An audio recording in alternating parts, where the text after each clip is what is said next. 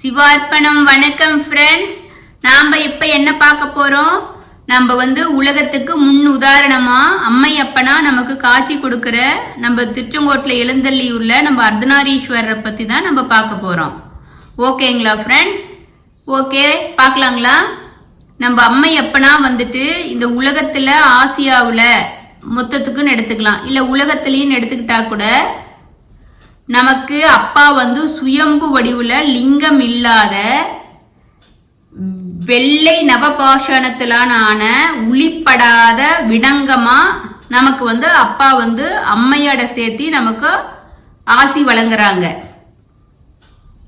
இது வேற எங்கேயுமே நம்ம அர்த்தநாரீஸ்வரர் நிறைய இடத்துல இருக்காங்க. ஆனா சிறப்பு என்னன்னா சுயம்பு வெள்ளை நவபாஷணத்திலான 6 அடியில நமக்கு அப்பா உருவத்துல நமக்கு காட்சி கொடுத்து ஆசி வரங்கிறது நம்ம அர்த்தநாரீஸ்வரர் கோயில மட்டும்தான். நம்ம அப்பாவுக்கு என்னென்ன பேர் இருக்குன்னா உமையொரு பங்கன், மங்கையொரு பாகன், மாதொரு பாகன், அம்மையப்பன் அப்படின்னு சொல்லிட்டு மகேஸ்வர மூர்த்தமா இருக்காங்க. உருவத்தெருமேனி. நம்ம அம்மைக்கு அர்த்தநாரீஸ்வரி, பாகம் பிரியாள், கேதார கௌரி அப்படின்னு சொல்லிட்டு அம்மாவுக்கு பேரு. நம்ம அப்பாவை என்னென்ன புராணங்கள் எல்லாம் நம்ம அர்த்தநாரீஸ்வரை பத்தி போட்டிருக்குன்னா நீலமேனி வாலிலை பாகத்து ஒருவன் என 500 கடவுள் வாழ்த்து நம்ம அப்பாவோட உருவத்தை கூறுது. பெண்ணுரு ஒரு திறன் ஆகின்று அவ்விரு தன்னுள் அடக்கி கரைக்கினும் கறக்கும் என்று புறநானூற்று கடவுள் வாழ்த்து கூறுகிறது.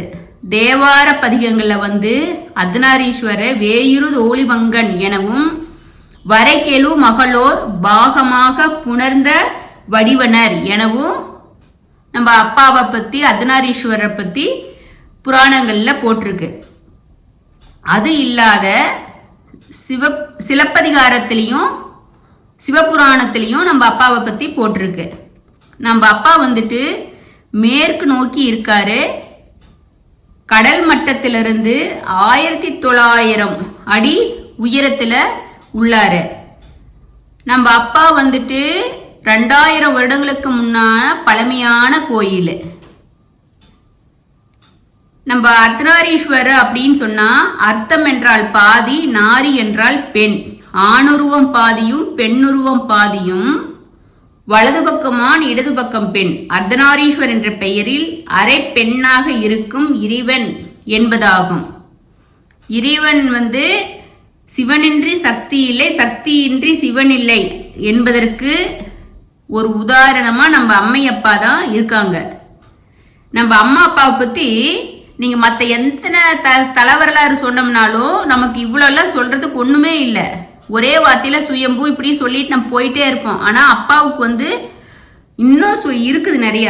நம்ம தலையில அப்பாவோட தலையில ஜடாமகுடம் தரித்து பூரண சந்திரன் சூடி, கழுத்துல ருத்ராட்சம் தாலி அணிந்து, கையில தண்டாயுதம் அணிந்து, காலில் சிலம்பு வச்சு இருக்கிறாரு. அம்பிகை இடதுபுறம் புடவை, அப்பாவுக்கு வலதுபுற வேஷ்டி அணிந்து,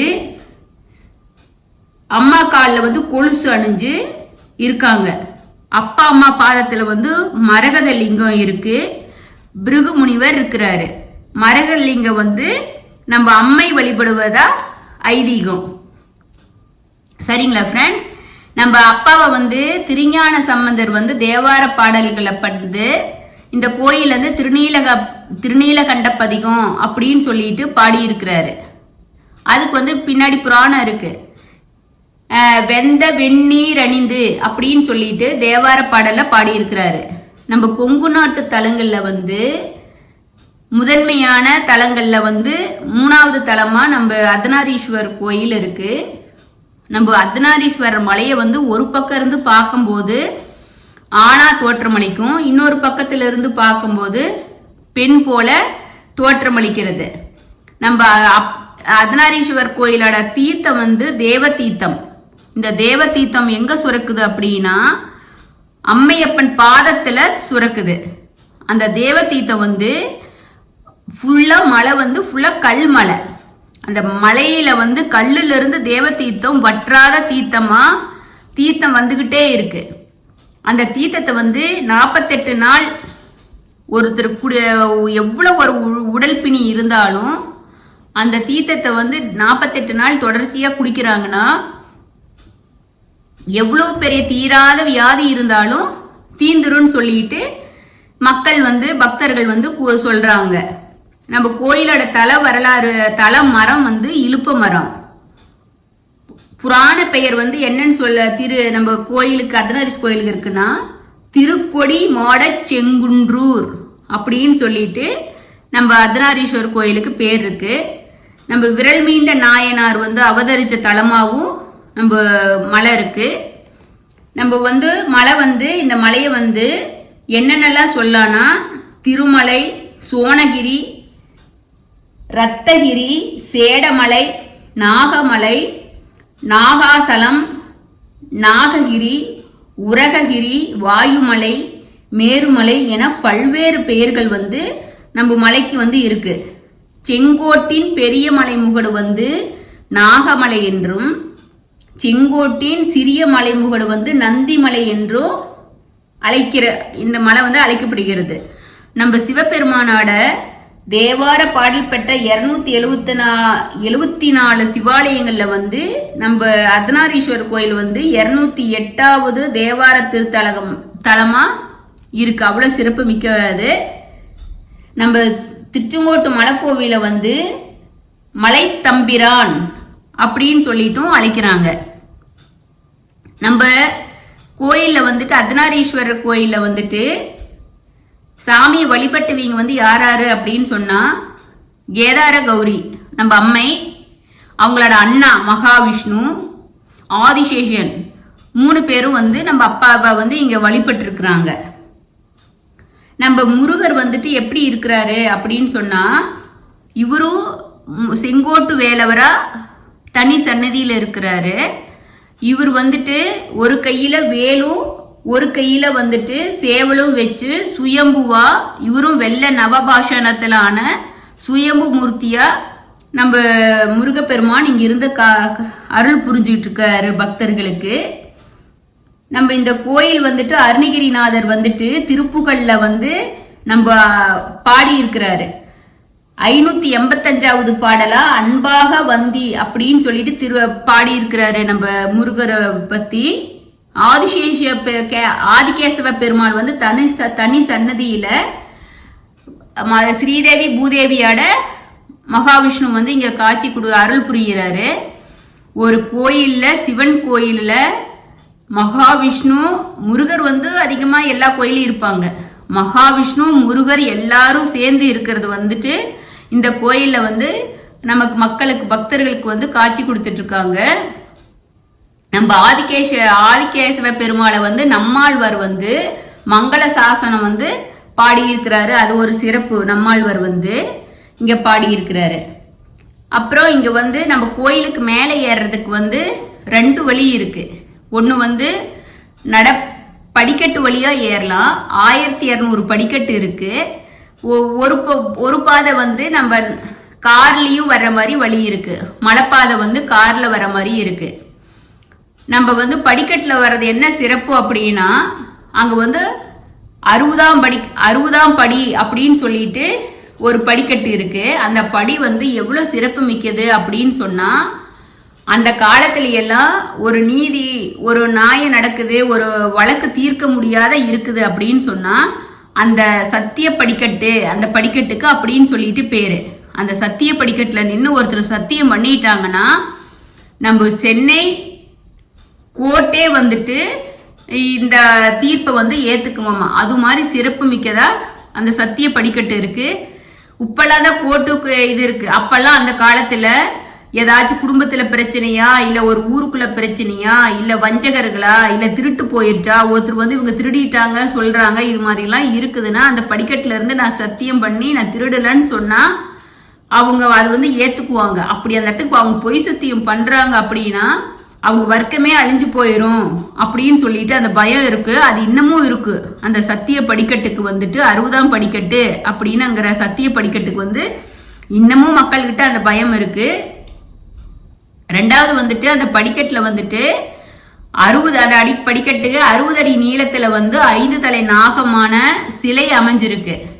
அது வந்து சிவபெருமான லிங்க வடிவில வச்சு சாமியை பூஜிக்கிறதா ஐதீகம். நம்ம மக்கள் வந்துட்டு அந்த சாமியை வந்து நாகரை வந்து அந்த இடத்துக்கு பேரு நாகப்பள்ளம் அப்படின்னு சொல்லிட்டு பேருங்க ஃப்ரெண்ட்ஸ்.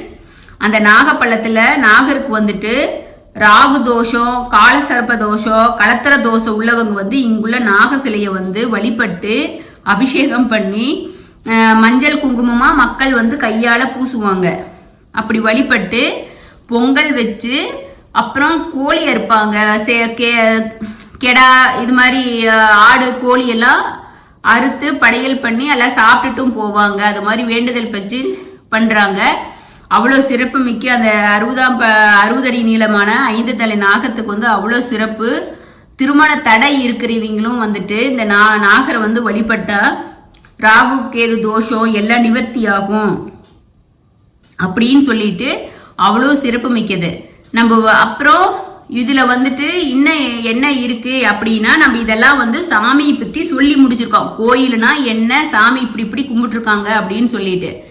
நம்ம திருச்செங்கோடு அர்த்தநாரீஸ்வரர் கோயில் வந்துட்டு எப்படி உருவாச்சு அப்படின்னு சொல்லி ஒரு புராண கதை இருக்கு ஃப்ரெண்ட்ஸ். அது நான் சொல்றேன் கேளுங்க. ஆதி காலத்துல வந்து நம்ம கிரேத யுகத்தைன்னு வச்சுக்கலாம். அப்ப கிரேத யுகத்துல வந்து அப்படிதான் புராணங்கள் எல்லாம் இருக்கு. அப்ப வந்து வாயு பகவானுக்கும் ஆதிசேஷனுக்கும் வந்து நான் பெரியவனா நீ பெரியவனா அப்படின்னு சொல்லிட்டு ஒரு வார்த்தை போர் நடக்குது. அது பெரிய அவங்களுக்குள்ள சண்டையா மாறுது. அப்ப வந்து முனிவர்கள் எல்லாம் சேர்ந்து ஒரு ஐடியா கொடுக்குறாங்க. நீங்க யார் பெரியவீங்கன்னு சொல்லிட்டு கண்டுபிடிக்கிறதுனா ஒரு போட்டி வைக்கலான்னு சொல்லிட்டு மேருமலையை வந்து நம்ம ஆதிசேஷன் வந்து இறுக்கி கட்டி பிடிச்சுக்கணும். ஆடாத அசையாத நம்ம வாயு பகவானை வந்து அவரோட சக்தியை வச்சு அதை வந்து அசைக்கணும். அசைச்சிட்டாங்க. ஆறு ஜெயிச்சுவீங்க அப்படின்னு சொல்லிட்டு அதுல முடிவாயிருன்னு சொல்றாங்க. அது போல வந்து வாயு பகவான் வந்து ரொம்ப காத்து வீசி அடிக்கிறாரு. நம்ம ஆதிசேஷன் வந்து மலையை இறுக்கி பிடிச்சுக்கிறாரு. ஆனா அதனால அவர் ரொம்ப வாயு பகவான் வந்து அடிச்ச அடியில வந்து மலை வந்து 3 துண்டாகி உழுவுது. உழுவும்போது ஒன்னு நம்ம அர்த்தநாரீஸ்வரர் கோயில் திருச்செங்கோட்டில் வந்து உழுவுது, ஒன்னு வந்து திருவண்ணாமலையில உழுவுது, ஒன்னு வந்து இலங்கையில உழுவுது. நம்ம கீழே உளுந்துருது. ஆதிசேஷன் மேல இருந்த ரத்தக்கரை தான் வந்து அந்த சிவப்பு நிறமா செந்நிறமா நம்ம அர்த்தநாரீஸ்வரர் கோயில் மலை திருச்செங்கோட்டு மலை இருக்கிறதுக்கு காரணம் அப்படின்னு சொல்லிட்டு புராணங்கள் சொல்லுது. அப்புறமேட்டு எல்லாரும் வந்து அவங்க சண்டையை தீர்த்து வைக்கிறாங்க. தீர்த்து வச்சதையும் ஆதிசேஷனும் வாயு பகவானும் வந்து சிவபெருமான்கிட்ட வேண்டிக்கிறாங்க. நீங்க வந்து இந்த மலையில வந்து நீங்க எழுந்தருளி மக்களுக்கு காட்சி கொடுக்கணும் அப்படின்னு சொல்லிட்டு, சரி அப்படின்னு சொல்லிட்டு சிவபெருமான் வந்து அதுக்கு ஆசி வழங்குறாரு. அதனாலதான் நம்ம அர்த்தநாரீஸ்வரர் கோயில்ல வந்துட்டு அம்மையப்பனா இருக்காங்க. அந்த அம்மையப்பனா அங்க வந்ததுக்கு ஒரு அர்த்தம் இருக்கு. நம்ம பார்வதி வந்து சாமி வீட்டுல அங்க கைலாயத்துல இருக்கிறாங்க. கைலாயத்துல இருக்கும்போது விநாயக பெருமான் வந்து கேக்குறாரு, என்ன அப்பா வந்து கண்ணை திறந்துட்டே தியானத்துல இருக்காங்க அப்படின்னு சொல்லிட்டு கேக்குறாங்க. அதுக்கு வந்து பார்வதி சாமி சொல்றாங்க, நம்ம அப்பாவோட கண்ணை மூடுனா உலகமே இருண்டு போயிரும் அப்படின்னு சொல்லிட்டு. அப்படியா அப்படின்னு விநாயகர் கேட்கும் போது அதை காமிக்கிறதுக்காக அம்மை போய் விளையாட்டா போய் அப்பாவோட கண்ணை மூட உலகமெல்லாம் ஒரு நிமிஷம் ஸ்தம்பிச்சு போயிருது. சிவபெருமானுக்கு கோவம் வந்துருது. பார்வதி நீ ஏன் இப்படி பண்ணுன அப்படின்னு சொல்லிட்டு, நீ வந்து இவளை வந்து இது மாதிரி தப்பு பண்ணுனதுனால நீ வந்து பூலோகம் போகணும் அப்படின்னு சொல்லி கேக்குறாங்க. அப்பா வந்து சொல்லிடுறாரு, சாப்ப விட்டுறாரு, நீ வந்து காசியில நம்ம காஞ்சியில போயிட்டு நீ தியானம் பண்ணு, அங்க வந்து உன்னை ஆட்கொள்ற அப்படின்னு சொல்றாங்க. அப்புறமேட்டு அதுக்கு முன்னாடி வந்துட்டு நம்ம அம்மையப்பாவா இருக்கிற அம்மா வந்து அங்க போறாங்க. அங்க போய் காஞ்சியில போய் தியானம் பண்ணி அப்பாவுக்கு வந்து பூஜை பண்ணிட்டு இருக்கும்போது அப்பா வந்து மணல் எடுத்து அவங்க பிடிச்சி பூஜை பண்ணிட்டு இருக்கும்போது மணல் ஆத்து மணல் வந்து ஆறு வந்து அடிக்க வரும்போது அவருக்கு அப்படியே கட்டி பிடிக்கும் போது அப்பா வந்து அங்க காட்சி கொடுத்து சந்தோஷப்பட்டு, நீ வந்து கண்ணை மூடான பாவம் தீர்ந்துச்சு, நீ வந்து அர்த்தநாரீஸ்வரர் மலைக்கு போயிட்டு கேதார கௌரியா நீ வந்து மரகத லிங்கத்தை பூஜை பண்ணு, நான் உனக்கு காட்சி கொடுக்குறேன்னு சொல்லிடுறாரு. இது வந்து இப்படி இருக்கு. இதுக்கு முன்னாடி வந்துட்டு இந்த ஒரு காதார கௌரி விரதத்துக்காக இந்த கதை வருது. அப்புறம் அம்மையப்பனும் வந்துட்டு இன்னொரு கதை அதுலயே வருது ஃப்ரெண்ட்ஸ். என்னன்னா, நம்ம பிருங்கு முனிவர்னு இருக்கிறாரு. பிருங்கு முனிவர் வந்துட்டு சிவபக்தரு. எப்பவுமே சிவனை மட்டும்தான் வழிபடுவாரு. அம்மைய வழிபட மாட்டாங்க கைலாயத்துல. அம்மையும் பாக்குறாங்க, என்னடா வர்றவங்க உலகத்துல இருக்கிற வர்றீங்க எல்லாரும் நம்மள வழிபடுறாங்க, நம்மள வந்து இந்த பிருகு முனிவர் வழிபடலையே அப்படின்னு கேக்குறாங்க. அப்பவும் அம்மையும் கேக்குறாங்க பிருகு முனிவர்கிட்ட, ஏன் என்னை மட்டும் வழிபட மாட்டேங்கிறீங்கன்னு. நான் அவரை மட்டும்தான் வழிபடுவேன், அப்பாவை மட்டும்தான் சொல்றாரு. அதனால நான் இல்லைன்னா எப்படி நீங்க வழிபட முடியும் அப்படின்னு சொல்லிட்டு அம்மா போய் அப்பாவை கட்டி பிடிச்சுக்கிறாங்க. இப்ப எப்படி இப்ப சுத்துவீங்க அப்படின்னு சொல்லிட்டு.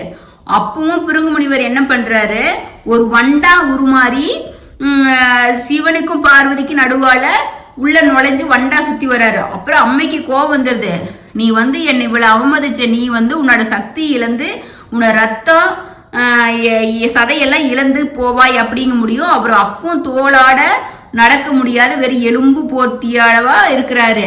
அப்ப சிவபெருமான் பார்த்துட்டு அவருக்கு இன்னொரு கால கையை கொடுக்கிறாரு. அதுதான் மூன்று காலாட இருக்கிறாரு நம்ம பிருகு முனிவர்.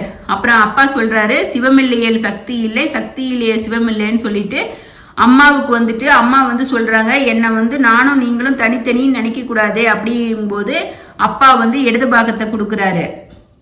அந்த இடது பாகத்தை கொடுக்கறதுக்கு தான் நீ வந்து அங்க போய் பூஜை பண்ணுன்னு சொல்றாரு. அம்மா வந்து கேதார கௌரி விரதம் பூஜை பண்றாங்க. அப்ப பண்ணும்போது அப்பா வந்து ஆசீர்வாதம் பண்ணி அம்மைக்கு வந்து இடது பாகத்தை கொடுக்குறாங்க. பிருகு முனிவர் வந்து அவரோட தவற உணர்ந்து அம்மையப்பனை வந்து ஒட்ட வளம் வந்து அம்மையப்பனை வந்து வழிபட்டு அம்மையப்பன் பாதத்திலேயே இருக்கிறதுக்கு பிருகு முனிவர் வந்து ஆசீர்வாதம் வாங்கிக்கிறாரு, அருள் வாங்குறாரு. அம்மையும் வந்து மனம் குளிர்ந்து அவருக்கு வந்து ஆசி வழங்குறாங்க. அம்மையும் அப்பனா இருந்து பிருகு முனிவருக்கு ஆசி வழங்குற மாதிரி நமக்கு எல்லாத்துக்கும் ஆசி வழங்குறாங்க. அதனால கேதார கௌரி நம்ம உமாதேவி தாய் வந்து வணங்கின அந்த லிங்கம் வந்து மரகத லிங்கம் வந்து நம்ம சிவபெருமான் பாதத்துல நம்ம அர்த்தநாரீஸ்வரர் கோயில்ல இருக்கு. அது வந்து மார்கழி மாசம்னாலும் அபிஷேகம் பண்ணுவாங்க. அப்புறம் 3 நேரம் 3 கால பூஜைக்கு எடுத்து வச்சு நம்ம சாமிக்கு வந்து பூஜை பண்றாங்க, அபிஷேகம் பண்றாங்க. சாமிக்கு அர்த்தநாரீஸ்வரர்கிட்ட வச்சு பூஜை பண்றாங்க. அது அப்பா பாதத்துல தான் இருக்கு. அதனால பிருகு முனிவர் வழிபட்ட தலம். நம்ம அம்மைக்கு வந்து அப்பா வந்து இடபாகம் வந்து அந்த கேதார கௌரி பூஜை பண்ணி கேதார கௌரின்னு அம்மா அந்த பேர்ல பண்ணினதுனால அந்த பூஜைக்கு வந்து கேதார கௌரி பூஜை அப்படின்னு சொல்லிட்டு பேர் இருக்கு. நம்ம வந்து காலை மதியம் மாலை பூஜைகளை போய் வந்து அந்த மரகத லிங்கத்தை எடுத்து வச்சு பூஜை பண்றாங்க. சரிங்களா ஃப்ரெண்ட்ஸ், இது வந்து இந்த 2 கதையுமே இதை ஒன்னா சேர்த்து இது ரெண்டும் ஒண்ணுக்குள்ளதான் வர்றதுனால இது ரெண்டையும் ஒன்னா சொல்லியாச்சு. அப்புறம் இன்னொன்னு வந்து ஒரு சிறப்பு என்ன அப்படின்னு சொன்னா, நம்ம முருகர் வந்துட்டு திருச்செங்கோடாட பெருமையை வந்து இந்த முருகரோட பெருமையை வந்து உலகுக்கு வந்து காமிக்கணும் அப்படிங்கிறதுக்காக அருள் கூறுறாரு. என்ன பண்ணணும் அப்படின்னு சொல்லிட்டு பண்ணி அவர் வந்து அதுக்கு ஒன்னு ஐடியா பண்றாரு. குணசீலர் அப்படிங்கிற புலவர் வந்துட்டு நம்ம திருச்செங்கோடு நம்ம செங்கோட்டு வேலவர் மேல தயிராத பக்தி கொண்டு எப்போதும் சாமியை வந்து வழிபட்டு சாமி மேல பாட்டு பாடி வழிபட்டுக்கிட்டு இருக்கிறாரு. அப்புறம் அங்க வந்துட்டு பாண்டி புலவர் அப்படிங்கிறவர் வந்து புலவரேறு அப்படிங்கிற அறிஞர் வந்துட்டு வர்றாரு. அவர் வந்துட்டு பல தலங்களை எல்லாம் தரிசிச்சுட்டு பல புலவர்களாட வந்து வாத போர் செய்து வெற்றி பெற்று நிலையில பாண்டிய புலவர் வேற இந்த தலத்துக்கு வர்றாரு. கல்வின்னு இமயம் அப்படின்னு அப்புலவர் வந்து அவ்வளோ எல்லாரும் பாராட்டுறாங்க. அதை வந்து குணசீலரும் அறிந்து இருக்கிறாரு நம்ம முருகர் பக்தர். ஒரு நாள் வந்து குலசீலர் வந்து பாண்டி புலவரோடு வந்து சந்திக்க 2 பேரும் நேருக்கு நேரா சந்திக்கிறாங்க. அப்போது அவருக்கு 2 பேர்த்துக்கும் வந்து ஒரு வாக்குவாதம் வருது. அது வந்து தீர்க்கப்படாமலேயே இருந்தது. இதை தொடர்ந்து மறுநாளும் குணசீலரை வந்து போட்டிக்கு வந்து நம்ம பாண்டிய புலவர் வந்து அழைக்கிறாரு. இது என்னடா சோதனை அப்படின்னு சொல்லிட்டு குணசீலருக்கு கவலையா போயிருது.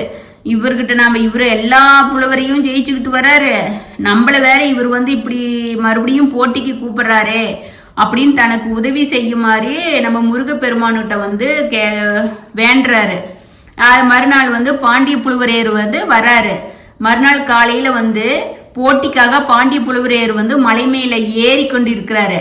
அப்ப வந்து இந்த நாகமலை அப்படிங்கிற அழைக்கப்படுது இல்லையா, நம்ம சொன்னோம் இல்லையா, அந்த நாகமலை கிட்ட வந்து நம்ம வந்துகிட்டு இருக்கும்போது அவரு சொல்றாரு, நாகமலை என்று அழைக்கப்படுவதால் ஏன் இந்த மலை படம் எடுத்து ஆடவில்லை என்று பொருள் வருமாறு பாடிக்கொண்டே மலை ஏறுறாரு. அதுக்கு வந்து என்ன பாட்டு பாடுறாருன்னா, சமரமுக திருச்செங்கோடு சர்ப்ப சைலம் எனில் அமரீர் படம் விரித்து ஆடாதென்னோ அப்படின்னு சொல்லிட்டு பாடலை தொடங்கிவிட்ட பாண்டிய புலவரே இருக்கிறால பாடலை வந்து நிறைவு செய்ய முடியலையா. அடுத்த பாடல் வரிய பாட முயற்சித்தும் அவருக்கு வார்த்தையே வரலையாமா. அப்போது அந்த இடத்துக்கு வந்துட்டு அருகே வந்து ஆடு மேய்ச்சிக்கிட்டு இருந்த சிறுவன் வந்துட்டு, அது குமரன் திருமருகன் முருகன் மயில் வாகனன் கொத்தும் என்றே என்று பாடி அப்பாடல் வரியை நிறைவு செய்தாராம். ஆடுமேய்க்கும் சிறுவனுக்கே இத்தனை அறிவா என வியந்த பாண்டிய புலவரேரு அவரை பற்றி கேட்கிறாரு. உடனே அச்சிறுவன் என்ன சொல்றாரு, நான் வந்து குணசீலரின் கடைமாணக்கர் என்று பதிலளிச்சாராம் முருகரு. அப்புறம் அவருக்கு வந்து நினைக்கிறாரு, நம்ம பாண்டிய புலவரேரு நினைக்கிறாரு, குணசீலராட ஒரு மாணவருக்கே இவ்வளவு அறிவு இருந்தா நம்ம குணசீலருக்கு எவ்வளவு இருக்கும் அப்படின்னு சொல்லிட்டு நம்ம வந்து குணசீலரை வந்து எதுக்குறது நல்லதில்ல அப்படின்னு சொல்லிட்டு மன்னிப்பு கேட்டுட்டு அவர் அப்படியே வந்து திரும்பி போயிடுறாரு. அப்படின்னு சொல்லிட்டு நமக்கு புராணத்துல இருக்குங்க ஃப்ரெண்ட்ஸ். இது வந்து மலையடிவாரத்துல நடைபெற்ற இந்த நிகழ்ச்சியை வந்து நினைவு கூறும் வகையில வந்து இன்றும் வந்து வைகாசி பெருவிழாவில் வந்து இச்சம்பவம் நடைபெறுவதா வழக்கம் அப்படின்னு சொல்றாங்க. குணசீலர் வந்து தன்னை காக்கும்படி செங்கோட்டு வேலரை வேண்டியதும் உடனே யாமிருக்க பயமேன் என்று வேலவர் கூறியதாக பக்தர்கள் கூறுறாங்க, புராணங்கள் சொல்லுது. இந்த வார்த்தையை உண்மையான ஒன்று என்பது பக்தர்களின் நம்பிக்கையா இருக்குது. இப்பவும் யாமிருக்கு முருகர்கிட்ட போய் முருகருக்கு எவ்வளவோ ஸ்தலங்கள் இருக்கு. ஆனா நம்ம அந்த முருகர்கிட்ட போய் கேட்டு வேண்டணும்னா நமக்கு வந்து எல்லா காரியம் நடந்து போயிருது. முருகர் சொன்ன மாதிரி யாமிருக்க பயமேன் அப்படின்னு சொல்லிட்டு சொல்றாரு அப்படின்ட்டு. நம்ம இந்த முருகர் வந்துட்டு முருகரை பத்தி வந்து கந்தர் அனுபூதி, கந்தர் அலங்காரம், திருப்புகள்ல வந்துட்டு எல்லா புராணங்கள்லயும் நம்ம முருகரை பத்தி பாடி இருக்கிறாங்க. அதனால இப்படி ஒண்ணு இருக்குங்க ஃப்ரெண்ட்ஸ். இப்படி வந்து நம்ம சித்ரா பௌர்ணமி திருவிழாவில் வந்து என்ன சிறப்பு அப்படின்னா, சித்ரா பௌர்ணமி, வைகாசி விசாகம், மாசி மகம், பங்குனி உத்திர தினங்களை வந்து நம்ம கோயில்ல வந்து பெரிய திருவிழா நடைபெறுது. இதுல வந்து நம்ம ஏராளமான பக்தர்கள் கலந்து கொண்டு அர்த்தநாரீஸ்வரியும் செங்கோட்டு வேலவரையும் தரிசனம் செய்து தம்பதிகள் ஒற்றுமை ஓங்கவும் நாகதோஷம் ராகதோஷம் எல்லாம் நீங்கவும் நம்ம வந்து எல்லாரும் வழிபடுறாங்க.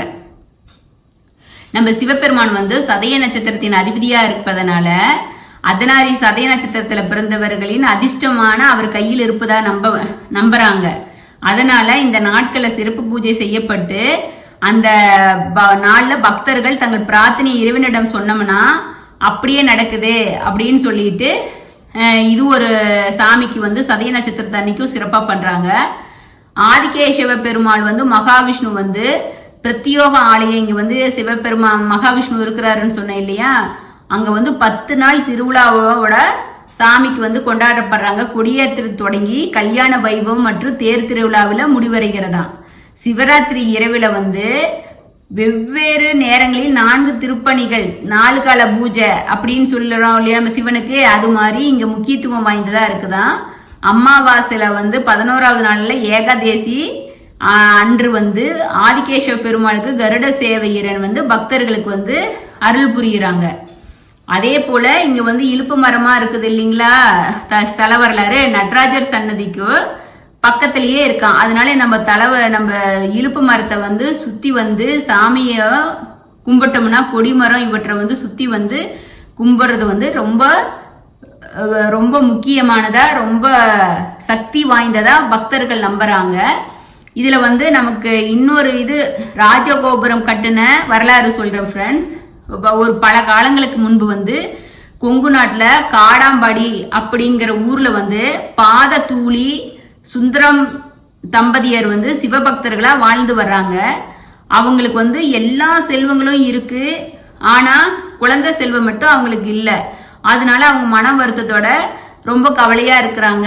அப்புறம் பெரியவங்க எல்லாம் ஆலோசனை சொல்றது கேட்டு திருச்செங்கோடு அர்த்தநாரீஸ்வரர் கோயிலுக்கு வந்து சாமியை வந்து ரொம்ப வணங்கி வேண்டி குழந்தை பாக்கியம் வேணும்னு கேட்குறாங்க. அப்புறம் அவங்களுக்கு வந்து இறைவன் அருளால் வந்து குழந்தை கிடைக்குது.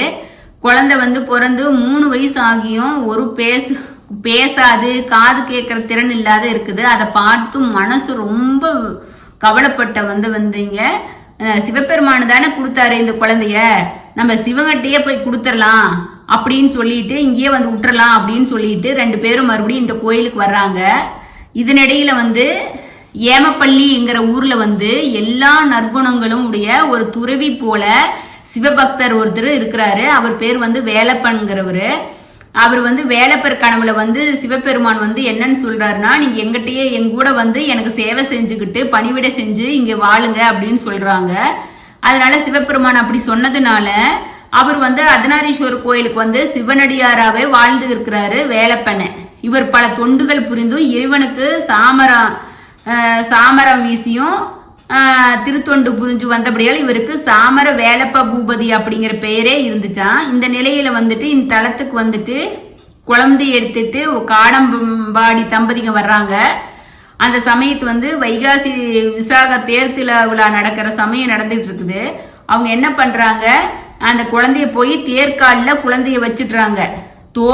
தேரை வந்து அப்படியே இழுத்துக்கிட்டு வந்துட்டு இருக்கிற வேலப்பன் வந்து இந்த தம்பதியர் செயலை பார்த்ததையும் அப்படியே அதிர்ச்சி உற்று இந்த குழந்தைய போய் மாய்ந்தா என்னுயிரும் சேர்ந்து போகட்டும் அப்படின்னு சொல்லிட்டு ஓடி போயிட்டு அந்த குழந்தைய வந்து எடுக்க போறாரு. ஆனா அந்த குழந்தை தேர் சக்கரம் வந்து பாலகனின் தலையை தாண்டி சென்றது போயிருது. அந்த பேசாத குழந்தை வந்து நம்ம பேசிடுது.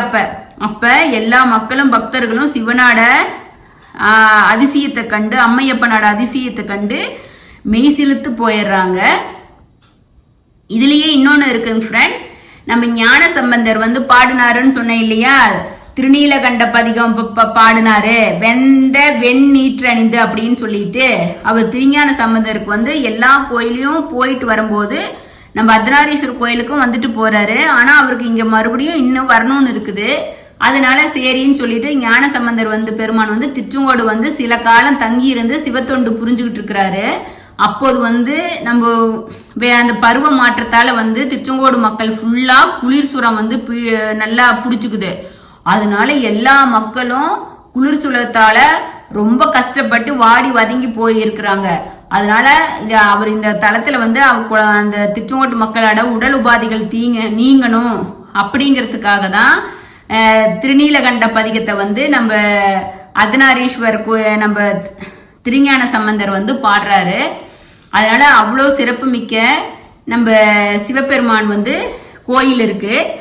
இதுல வந்துட்டு இன்னொன்னு என்ன அப்படின்னா, மேல வந்துட்டு வரடிக்கல் அப்படின்னு சொல்லிட்டு அர்த்தநாரீஸ்வரர் கோயிலை தாண்டி படிக்கட்டு மேல ஏறி போனா பசுபதீஸ்வரர் கோயிலுன்னு சொல்லிட்டு சிவனும் விநாயகரும் இருக்காங்க. அதுக்கு பேரு மலடிக்கல் அப்படின்னு சொல்லுவாங்க, வரடிக்கல் அப்படின்னு சொல்லுவாங்க. குழந்தை இல்லாத தம்பதியர்கள் வந்து அந்த மலை மேல ஏறி அந்த கல்லை வந்து 3 தடவை பிரதட்சணமா சுத்தி நடந்து வந்து விநாயகரை கும்பிட்டு சிவனை கும்பிட்டாங்கன்னா குழந்தை இல்லாத தம்பதிகளுக்கு குழந்தை கிடைக்கும்னு சொல்லிட்டு ஐதீகம் இருக்கு. அது மாதிரி அந்த கல்லை கும்பிட்டு அந்த கல்லை சுத்தி வந்து கும்பிட்டு நிறைய பக்தர்கள் வந்து பயனடைஞ்சிருக்காங்க. ஆனா அது எவ்வளவு பாதுகாப்பு இல்ல, கரணம் தப்பினால் மரணம்ங்கிற மாதிரி அந்த கல்லை சுத்தி வர்றது அவ்வளவு பாதுகாப்பா சுத்தி வரணும். அதனால அவ்வளோ நம்ம இது ஒரு சிறப்பு இருக்கு. நம்ம இன்னொன்னு என்ன அப்படின்னு சொன்னா, நம்ம மலையில ஏறி வரும்போது ஒரு பெருமாள் கோயில் கீழே இருக்குங்களாமா ஃப்ரெண்ட்ஸ். அங்க வந்துட்டு ஒரு பெரிய புராணம் ஒண்ணு இருக்கு. அதை வந்து மக்கள் வந்து சொல்றாங்க. அங்க வந்து ஒரு கல் தூண் விளக்கு இருக்குதாமா. அதாவது அந்த தூணையே விளக்காக செய்து இருக்கிறார்களாம். ஒரு முறை வந்து அந்த தூண் வந்து சாஞ்சு விழுந்துருச்சான். அப்போது வந்து அங்க இருக்கிற பெண்கள் எல்லாம், குடும்ப பெண்கள் எல்லாம் சென்று அதை வந்து தூக்கி நிறுத்த முடியும் அப்படின்னு சொல்ல, அப்படி எல்லா குடும்ப பெண்களும் சேர்ந்து போய் அதை தூக்கி எடுத்து நிறுத்த பாக்குறாங்க. அப்போது வந்து அதை தூக்கியே எடுத்து நிறுத்த முடியலையாம். அப்போது தாழ்த்தப்பட்ட இனத்தை சேர்ந்த ஒரு பெண் வந்து தூக்கி நிறுத்தினாங்களாம். அதனால இந்த கோவில்ல வந்து ஜாதி மத வேறுபாடுக்கு அப்பாற்பட்டது அப்படின்னு சொல்லிட்டு நம்ம அர்த்தநாரீஸ்வரர் கோயில சொல்றாங்க. நம்ம சிவபெருமான் அர்த்தநாரீஸ்வரர் கோயில் அப்படின்னாவே திருமண கோயில்னு சொல்லுவாங்க. இப்ப வந்து எப்படின்னா இப்பெல்லாம் எல்லாருமே ராகு கேது தோஷம் இருக்குது, பரிகாரம் ஸ்தலம், நம்ம வந்து கணவன் மனைவி அங்கே மேரேஜ் ஆனா நல்லது, இது மாதிரி எல்லா ஜாதகத்துல எல்லாம் சொல்றதுனால எல்லாரும் வந்து இப்ப மேரேஜே வந்து அர்த்தநாரீஸ்வரர் கோயில்ல பண்றாங்க. அந்த காலத்துல எல்லாம் மேரேஜ்னு அந்த சுற்று வட்டாரத்துல இருக்கிற குடும்பத்துல வந்து திருமணம் நடந்துச்சுன்னா ஃபர்ஸ்ட் இதா மாப்பிள்ளை வீடு பொண்ணு வீடு போனாங்கன்னா அடுத்தது வந்து நம்ம அர்த்தநாரீஸ்வரர் போய் அம்மையப்பனை போய் தரிசனம் பண்ணி அங்க அம்மையப்பட்ட ஆசீர்வாதம் வாங்கிட்டு தான் அவங்க வந்து வாழ்க்கையை ஆரம்பிக்கணும் அப்படிங்கிறது முறை. அது இன்று வரை தொன்று தொட்டு அப்படியே அந்த ஊர்ல வந்து சுற்று வட்டாரத்துல மக்கள் எல்லாரும் இதை தான் இன்னும் கடைப்பிடிக்கிறாங்க. நம்ம அம்மையப்பாவோட ஆசீர்வாதம் வாங்காத அவங்க வாழ்க்கையை யாரும் ஆரம்பிக்க மாட்டாங்க. அவ்வளவு சிறப்பு மிக்கது. ஆனா மேரேஜ் வந்துட்டு அர்த்தநாரீஸ்வரர் கோயில ஏன்னா இப்ப வந்து நடந்தாலும் இப்ப நடந்துறதுனால எல்லாரும் ஒரே இதை வேலையை முடிச்சுக்கிறாங்க. அப்பெல்லாம் கண்டிப்பா அர்த்தநாரீஸ்வரர் மலைக்கு போயிட்டு வந்திருக்கு, மேரேஜ் ஆச்சா மலைக்கு போயிட்டு வந்துடலாம் அப்படின்னு சொல்லிட்டு தான் சொல்லுவாங்க. அது இன்னமும் நடைமுறையில இருக்குது. எந்த ஊர்ல எங்க மேரேஜ் ஆனாலும் இந்த சுற்று வட்டாரத்துக்கு மக்கள் மேரேஜ் ஆனா இங்க வந்து மலைக்கு வந்து சாமியை தரிசனம் பண்ணிட்டு தான் வாழ்க்கையை ஸ்டார்ட் பண்ணுவாங்க அப்படின்னு சொல்லிட்டு இன்னும் அது மாதிரி நடைமுறையில் இருக்கு ஃப்ரெண்ட்ஸ். இவ்வளவு சிறப்பு மிக்கது.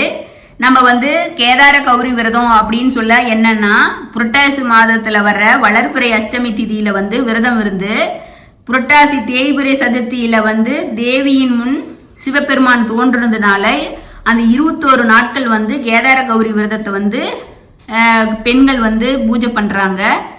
அதனால நம்ம சிறப்பா வந்து இந்த பூஜை எதுக்கு பண்றாங்கன்னா கணவன்மார்கள் நீண்ட ஆயுளோட இருக்கணும், அவங்க கணவன் மனைவி ஒற்றுமையா வாழணும் அப்படிங்கிறதுக்காக தான் இந்த கேதார கௌரி விரதம் ரொம்ப சிறப்பா இன்னமும் அர்த்தநாரீஸ்வரர் மலையில வந்து நடந்துகிட்டு இருக்கு. வைகாசி தேர் திருவிழா வந்து 4 தேர் சாமி வந்து கீழே சாமி வந்து மலையிலேருந்து கீழே இறங்கிருச்சு, மலை இறங்கிருச்சா அப்படின்னு சொல்லுவாங்க. அங்க சிறப்பு. நான் 4 தேர் சாமிக்கு இருக்குது. முதல் தேர் வந்து விநாயகருக்கும், 2வது தேர் வந்து செங்கோட்டு வேலவருக்காகவும், 3வது தேர் வந்து நம்ம அர்த்தநாரீஸ்வரர் அம்மையப்பனும், 4வது தேர் வந்து ஆதிகேசவ பெருமாளும் அந்த தேர்ல வலம் வருவாங்க. அப்ப வந்து ரொம்ப சிறப்பா ஜெகஜோதியா இருக்கும். பாக்குறதுக்கே சாமிய வந்து பார்த்து அவ்வளோ ஒரு சிறப்பு மிக்கதா இருக்கும். அதனால நம்ம அர்த்தநாரீஸ்வரர் கோயில வந்து சொல்ல இன்னும் எவ்வளவு சொல்றதுன்னே இல்லை ஃப்ரெண்ட்ஸ், அவ்வளோ இருக்கு. நம்ம கோயில்ல வந்துட்டு மெயினா வந்துட்டு சிலை கல்வெட்டு அவ்வளோ சிறப்பு மிக்கதா இருக்கு. ராஜராஜன், சுந்தரபாண்டிய தேவர், மைசூர் கிருஷ்ணராஜா உடையார் காலத்து கல்வெட்டெல்லாம் நம்ம கோயில் அர்த்தநாரீஸ்வரர் கோயில ஆமை மண்டபம்னு இருக்கு. அந்த ஆமை மண்டபத்துல வந்து சிற்பக்கலைக்கு வந்துட்டு அவ்வளோ சிறப்பு மிக்கதா நம்ம அர்த்தநாரீஸ்வரர் கோயில் இருக்கு. இப்ப கணவன் மனைவி ஒற்றுமையா இருக்கணும் அப்படிங்கிறதுக்காக அங்க வந்து பூஜைக்கு வர்றாங்க. அப்புறம் திருமணமே நடந்தா எப்படி இருக்கும் அப்படின்னு சொல்லி நினைக்கலாம். ரொம்ப சிறப்பா இருக்கும். எல்லா குடும்பங்களும் நல்லா வாழையடி வாழையா வாழுவாங்க. அப்படி தவறி ஒண்ணு தவறா நடக்குது, குடும்பத்துல பிரச்சனை வருது, இல்ல அங்கேயே அர்த்தநாரீஸ்வரர் கோயிலே மேரேஜ் ஆகியும் குடும்பம் பிரியுது அப்படின்னா அது வந்து அவங்க கர்மாவினை தான் காரணம் அப்படின்னு சொல்லிட்டு பக்தர்கள் சொல்றாங்க. அதுதான் நம்பப்படுகிறது. அதனால நம்ம எவ்வளவு வந்து சிறப்பு மிக்க நம்ம அர்த்தநாரீஸ்வரர் கோயிலோட நம்ம தல வரலாறு வந்து நம்ம பார்த்துருக்குறோம். இதை வந்து என்னன்னா நான் வந்து என்னோட கருத்தா சொல்றது என்னன்னா பிறந்ததுல இருந்து அந்த மண்ணுல வாழ்ற அம்மையப்பனை பார்த்து கும்பிடுற அந்த ஊர்ல பிறந்த ஆணாகட்டும் பெண்ணாகட்டும், பெண்ணா இருந்தா நம்ம அப்பா மாதிரி ஒரு ஆண் வேணும்னு நினைப்பாங்க, ஆணா இருந்தா அம்மை மாதிரி ஒரு பெண் வேணும்னு கேட்பாங்க. அதனால அந்த திருச்செங்கோட்டு சுட்டு அங்க போய் மேரேஜ் பண்ற எந்த ஆண்மகனாகட்டும் நம்ம அப்பா மாதிரி உடல்ல வந்து இடது பாகத்தை வந்து அம்மைக்கு கொடுக்கற மாதிரி அமையணும்னு பெண்கள் விரும்புவாங்க. அது மாதிரி எந்த பசங்களா இருந்தாலும் அது மாதிரி இருங்க. அந்த ஊர்ல பிறந்த பசங்களா இருந்தா அம்மைக்கு வந்து அப்பா இடபாகம் கொடுத்த மாதிரி நீங்க அந்த பொண்ணுக்கு கொடுத்து அமைதியா நிம்மதியான வாழ்வு வாழணும்னு சொல்லிட்டு நம்ம சிவார்ப்பணம் 61 சேனல் வந்து கேட்டுக்கிறோம். இது மாதிரிதான் நம்ம அம்மையப்பன் வந்து எப்படி வந்து உலகத்துக்கே ஃபர்ஸ்ட் உதாரணமா திகழ்ந்த அம்மையப்பனோட வரலாறை பார்த்தோம். அதை சொல்றதுக்கு எனக்கு இந்த தகுதியை கொடுத்த என் அம்மையப்பனை அர்த்தநாரீஸ்வரரை வந்து பாதத்தை தொட்டு வணங்கி இது வந்து சிறப்பா அம்மையப்பன் பாதத்துல ஒப்படைக்கிறேன். எல்லாம் சிவார்ப்பணம்.